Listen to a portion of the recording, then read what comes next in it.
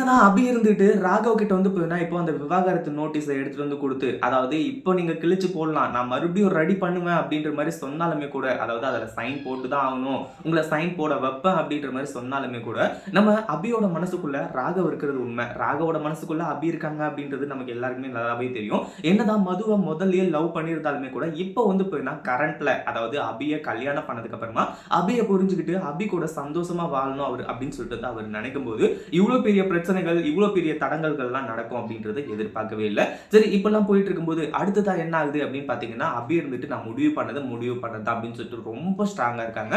ஆனா அவங்களோட மனசு எந்த அளவுக்கு வீக்கா இருக்கு அப்படின்றது யாருக்குமே தெரியல. அபி ஏன் இவ்வளவு ஸ்ட்ராங்கா முடிவு எடுக்கணும்? சரி, ஓகே, அவங்க லவ்வர் தானே, இவங்க தான் பொண்டாட்டி ஆயிட்டாங்களே அப்படின்னு சொல்லிட்டு வந்து கேட்டா, என்னைக்கா இருந்தாலும் பிரிய தானே போறோம் அப்படின்ற ஒண்ணு. இன்னொன்னு வந்து போயினா இதுக்கு முன்னாடியே, அதாவது அபியும் ராகம், அதாவது நம்ம மதுவும் ராகவும் ஒன்னா இருந்திருக்காங்க.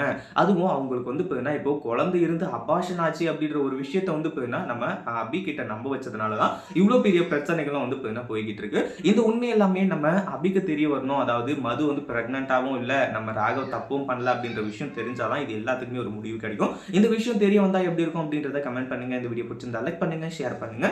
இப்பதான் நம்ம சேனலுக்கு ஃபர்ஸ்ட் டைம் வரீங்க அப்படின்னா கீழே இருக்க சப்ஸ்கிரைப் பட்டனை பிரஸ் பண்ணிக்கோங்க.